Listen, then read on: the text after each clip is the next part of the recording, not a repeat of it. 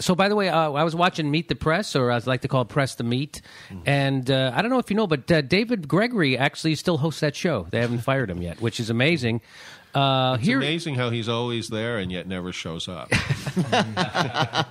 It is amazing. So here he is. He has Dick Durbin on, and they're talking about the problems of fixing our economy, fixing the entitlements. So and by the way, Dick Durbin's great. Dick Durbin. Dick Durbin's pretty good guy. Pretty good, although he's you know what, you're going to hear a lot of talk about people saying, I back Simpson Bowles. And what Simpson Bowles was a deficit commission appointed by Barack Obama. And they figured out that the best way to cut the deficit was to also cut Social Security, something that doesn't add to the deficit. That was part of their plan. And when asked Alan Simpson why he did that, he said, "Get out of my face, you're a son of a bitch." Something like that. Yeah. He said to the reporter. So they won't answer those questions about why they. And so even though Dick Durbin is generally a good guy, the debate has shifted so far to the right that somebody who is endorsing the Simpson Bowles plan for deficit reduction is now seen as a lefty. All right, and Simpson Bowles could not have been a more. You know, we said this before. Is that the Republic? This is not your dad's Republican Party. Right. This is not Eisenhower. No. This is not Barry Goldwater. It's not Nixon. It's not even Nixon. Nixon believed Reagan even. Nixon started the EPA. Nixon proposed universal health coverage. Eisenhower.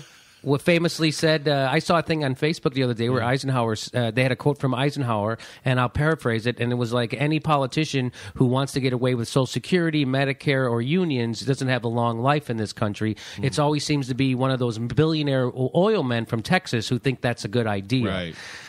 And then they have him right next to Ron Paul, who says we need to get rid of Medicare, Social Security, and so it's this. These are not the same kind of Republicans that we're used to have. So, and he also told us to beware of the military-industrial complex. He certainly and did. It will come under the guise of patriotism, something like that, or was that something else? He famously said, "Beware of the powers of the military-industrial, the undue influence."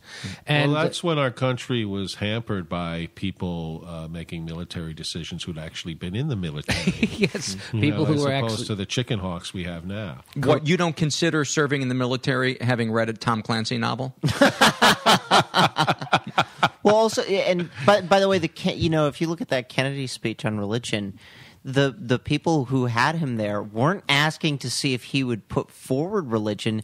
They were there to make sure they were religious people making sure he wasn't going to bring religion to the presidency. Correct. So, no, this isn't the same party. This isn't even the same country. Like, there aren't even moderate Republicans left. I can't even name one. Barack Obama would be the only moderate Republican I can think of. And so the entirety of the Republican Party is this radical extreme right-wing party right now. Yes. And the moderate Republicans are called Democrats. Yeah, they're Democrats. Yeah, there is no Democrat. When I was a kid, there were people like, in New York, Jacob Javits was ran on the Republican and the liberal line. John Lindsay, Republican and liberal.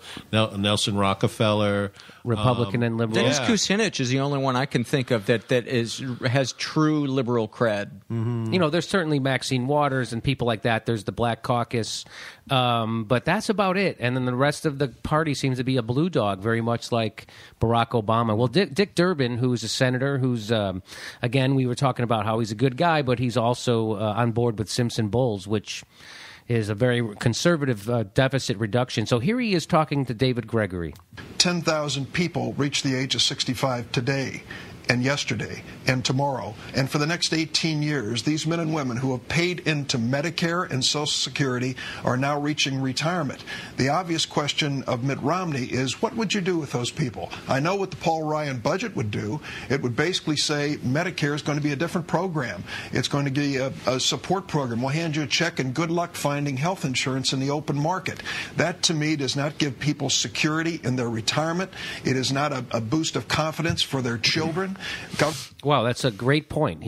Those are great points he makes, and let's see how David Gregory handles it. Government has an appropriate role to do those things we can't do by ourselves. But don't we also have an obligation in government, Governor, to say to the citizens, you have to understand reality, even though we've made a promise, there is a fiscal reality to this program that can't be sustained. So that's a question he's never asked of a military leader ever. He's the reality of how can we afford a 12-year war in Afghanistan? Yeah. How can we afford a 10-year war in Iraq? He's never said that. The fiscal reality is general. that we can't afford that. He's never said, you're exactly right, Frank. Exactly. But he says we can afford endless wars without ever having a discussion or a debate. We've never even debated funding the goddamn wars. We can do that, but we can't give medicine to our own citizens. Right. Somehow we just can't find the money. We can fund a perceived threat, but we can't fund an actual threat. Right. Exactly. So this is first of all, I think Robert, you asked me how did David Gregory get a job reporting for the Penny Saver, let alone hosting the prestigious network news show. You know, even high on airplane glue, I can think of 3 things that are wrong with what David Gregory said. Okay. First of all, it's the government has the responsibility to explain complex issues to its citizens. That's great. But I'm pretty sure this would be the first time they actually did it. No, doesn't the government has the responsibility to explain? No, they never do any of that stuff. The government hasn't even explained to them how Obamacare works. They're not explaining to them that it's good for... Also, I'm pretty sure that really sums up more than anything that we've said over the last year. You know, that exasperation is the most condensed version of what this show is trying to get across. It's very frustrating to hear a guy like David Gregory, who has paid millions of dollars, to sit there and just parrot what corporate mouthpieces have told him to say. And that's all he's doing. That is not an insightful comment. That is conventional wisdom 1,000%. I'm not making this up. Several weeks ago, they were talking about the Occupy movement, and he brought in that great progressive thinker, Jack Welch. Oh, my God. To talk. So it is, like you said, it's all just protecting the corporations and I mean, he works for a defense contractor. I mean, David Gregory, let's remember, he works for but he doesn't have to, because there was, Rachel Maddow works for a defense contractor, and Melissa Harris Perry and Chris Hayes, and Lawrence O'Donnell and Ed Schultz, but they actually express progressive views. So it's really but they're only talking to other progressives, and that's the difference. So I think General Electric doesn't care what they're saying, because they're saying it in a bubble, and also the network is profitable. Yeah. So and as soon as Rachel Maddow or any of those, Ed Schultz, says anything that causes them to lose money over at General Electric's defense contracting part or General Electric's bank, as soon as they say anything that makes them lose money, they will be fired. They will be silenced, just like they silenced Phil Donahue, the #1 show on their network during the run-up to the Iraq War, and they fired him because he was anti-Iraq war. And they're defense contractors. Plus, they're selling soap also and all kinds of other stuff. And they don't need that. They don't need any anti-status quo stuff on their airwaves.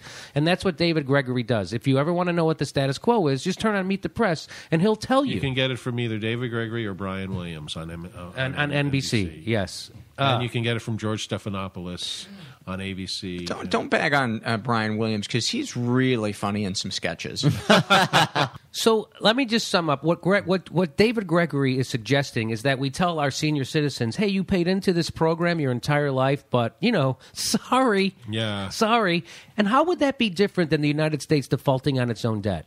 How would that be different from the United States failing to deliver goods and services for which payment was already received? How would that be different from the United States government saying, hey, that money you gave us for your doctor bills? Well, we spent it on tax cuts for the wealthy, a war in Iraq, a bank bailout. So, good fucking luck, buddy. That's what David Gregory... Face reality, people. Yeah, we have to face reality. We can't afford it. And it has not dawned on David Gregory or any of those other dimwits on that show what insurance company would insure today's elderly Americans in the first place. The most expensive patients in the history of the world, they're going to get private insurance. The fiscal reality, David, is that the Paul Ryan plan would end up taking health care away from seniors altogether, because the health care allowance would have nowhere to go. Seniors without appropriate health insurance would end up wiping out huge amounts of wealth in the American middle class.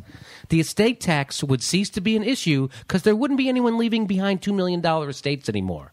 And I don't know if the government has an obligation to say Medicare can't be fiscally sustained, but I know journalists have an obligation not to ask loaded questions based on obviously false assumptions.